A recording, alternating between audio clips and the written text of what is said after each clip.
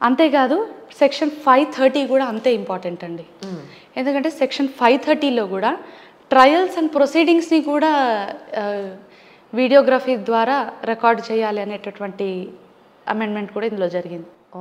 Summons కానివ్వండి, warrants కానివ్వండి issue చేసేటప్పుడు, లేదా క్రాస్ ఎగ్జామినేషన్ చేసేటప్పుడు విట్నెస్ని కానివ్వండి, కంప్లైనెంట్ని కానివ్వండి, మన ఎగ్జామిన్ చేసేటప్పుడు ఇటువంటి వాటన్నిటికీ కూడా ఈ ప్రొసీజర్లో మొత్తం కూడా ట్రయల్ స్టేజ్లో కూడా ప్రొసీడింగ్స్ అయ్యేటప్పుడు కూడా రికార్డింగ్ చేయాలి అనేటటువంటి తీసుకొని రావడం జరిగింది.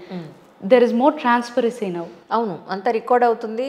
తర్వాత ఒకవేళ ఆ జడ్జి తన టైం అయ్యి తను ఏదైనా లేదా లీవ్లో ఉన్నా వేరే వాళ్ళు ఆ ప్లేస్లో వచ్చినా ఏం జరిగింది అనేది ప్రత్యక్షంగా కనపడుతుంది కూడా. అలా ఉండదు. ఎందుకంటే సమ్ టైమ్స్ కొన్ని క్రైమ్స్ని కొంతమంది జడ్జెస్సే ట్రై చేయాలి. ఓకే, అంటే సో ఆ నేరానికి తగ్గట్టు, ఆ నేరానికి ఇచ్చేటటువంటి పనిష్మెంట్కి తగ్గట్టు పలానా జడ్జెస్ అని అలాట్ అవుతుంటారు. ఇప్పుడు నేను అన్నాను ఇందాక మాటల్లో, district magistrate, divisional magistrate of first class, sessions judge, ఇలా ఉంటారండి. ఒక్కొక్క క్రైమ్ అంటే ఒక్కొక్క దానికి ఒక్కొక్కళ్ళు ఉంటారు.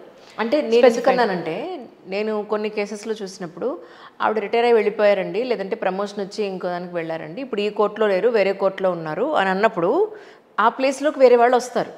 వచ్చినప్పుడు వాళ్ళు కూడా అసలు వాట్ హ్యాపెన్ ప్రీవియస్ అది అంటున్నారు. కరెక్ట్. ముందంటే మొత్తం పేపర్ వర్క్ లోని ఉన్నటువంటి దాన్ని చూసి తెలుసుకునేవారు. ఇటువంటి అవకాశం కూడా కలుగుతుంది. There is more transparency. ప్రతి ఒక్కళ్ళకి అటువంటి అవగాహన కలిగేటటువంటి అవకాశం బాగా ఎక్కువ. అండ్ ఇకపోతే మళ్ళీ మనకి సెక్షన్ 398లోని విట్నెస్ ప్రొటెక్షన్ స్కీమ్ అని కొత్తగా పెట్టారు. ఇప్పుడు విట్నెస్ ఇచ్చే వాళ్ళని మన సినిమాలో చూస్తుంటాం. అవును, నువ్వు కానీ సాక్ష్యం చెప్తే నేను చంపేస్తాను, ఇలాంటి మాటలు అంటూ ఉంటారు. సో విట్నెస్కి కూడా ఒక ప్రొటెక్షన్ కలగాలి అనేటటువంటి ఆలోచనతోని ఈ సెక్షన్ని తీసుకురావడం జరిగింది. ఇకపోతే ఇంతకాలం ప్రజలందరూ కూడా చట్టాలు కోట్లను నమ్ముకుంటే లేట్ అయిపోతుంది, మీరు కూడా నేను కూడా ఫస్ట్ ఎపిసోడ్లో అడిగాను కదా, తర్వాత అడగలేదే?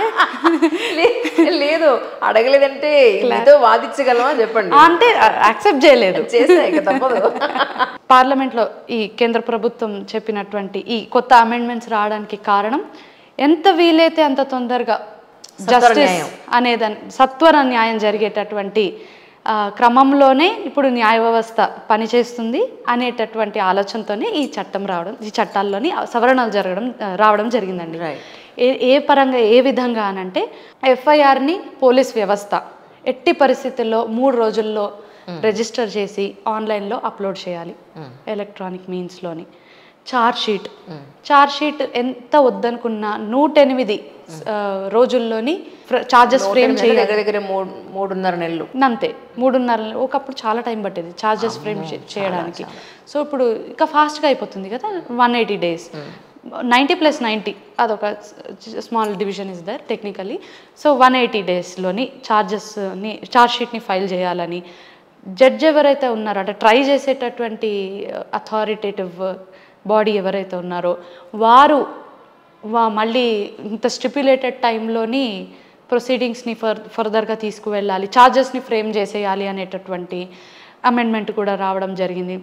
ముఖ్యంగా ఏంటంటే ఎట్టి పరిస్థితుల్లోని 3 సంవత్సరాల లోపు ఒక క్రిమినల్ యాక్ట్ జరిగినప్పుడు 3 సంవత్సరాల లోపు ఆ బాధితుడికి కానీ బాధితురాలికి కానీ న్యాయం జరగాలి అనేటటువంటి మేజర్ చేంజ్ మనకి ఇందులో కనిపిస్తుంది. There is a lot of speedy and fair justice which will be delivered to the people.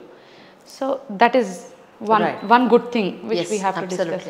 కానీ మళ్ళీ అందులో కూడా కొన్ని లూప్ హోల్స్ కంటే కూడా కొన్ని నష్టాలు కూడా ఉంటాయి.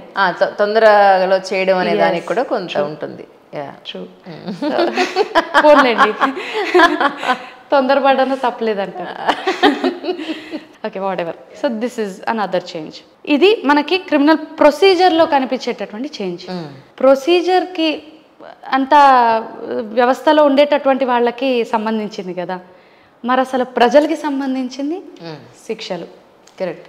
ఒక క్రైమ్ జరిగినప్పుడు ఏ శిక్షలు పడతాయి, ఎటువంటి శిక్షలు పడతాయి, ఏ క్రైమ్ చేస్తే ఎంత శిక్ష పడుతుంది అది ఎంత కాలంలో జరిగిపోతుంది అన్నది మొత్తం కూడా మనకి ఐపీసీ చెప్తుంది. నేను చెప్పాను కదా, భారతీయ న్యాయ సంహిత మనకి ఐపీసీ. ఇందులో ఏంటి అని అంటే చాప్టర్ 5లోని మనకి కొత్తగా offences against women and child of sexual offences అది ఎప్పుడు ఉందండి. అవును అవును అది ఎప్పుడు ఉంది, కాకపోతే ఒక ఆర్డర్లో ఉండేది ఐపీసీలో. ఇప్పుడు ఒక డెఫినేషన్స్ తర్వాత బాడీ, మైండ్ అలా ఉండేది. ఇప్పుడు ఉమెన్ ఫస్ట్ వచ్చారు. రైట్. అంటే sexual offences against women and children first ప్లేస్లోకి వచ్చింది అన్నిటికంటే. రైట్. తర్వాత మిగతావన్నీ యాడ్ అయ్యాయి అన్నట్టు. Right. So first women then body అనేటటువంటి ఆస్పెక్ట్లోని ఒక పెద్దపీట వేయడం జరిగింది ఉమెన్కి అండ్ చిల్డ్రన్కి. నిజమే కదండి. ఇప్పుడు ఎన్ని చూడట్లేదు, పొద్దున్న లేసి ఎన్ని చూడట్లేదు. అండ్ ఈ లాస్ని చాలా స్ట్రింజెంట్ చేయడం జరిగింది ఈ కొత్త భారతీయ న్యాయ సంహితలోని. పిల్లలు వాళ్ళకి నోరు ఉండదు, కనీసం వాళ్ళ హక్కుల కోసం వాళ్ళు పోరాడలేరు, వాళ్ళకు ఓటు హక్కు కూడా లేదు అనేటటువంటి ఇదిని చాలామంది అడ్వాంటేజ్ తీసుకుంటుంటారు. అటువంటి తరుణంలోని, అటువంటి పరిస్థితుల్లో ఓటు హక్కు లేదు కదా అని పట్టించుకోకుండా కేంద్ర ప్రభుత్వం ఒక డ్రాస్టిక్ చేంజ్ తీసుకొని రావడానికి చాలా చాలా పిల్లల పైన ఏదన్నా అత్యాచారాలు జరిగితే భయంకరమైనటువంటి పనిష్మెంట్స్ని ఇప్పుడు మనకి కొత్తగా భారతీయ న్యాయ సంహితలో ఇంబైబ్ చేసిందండి.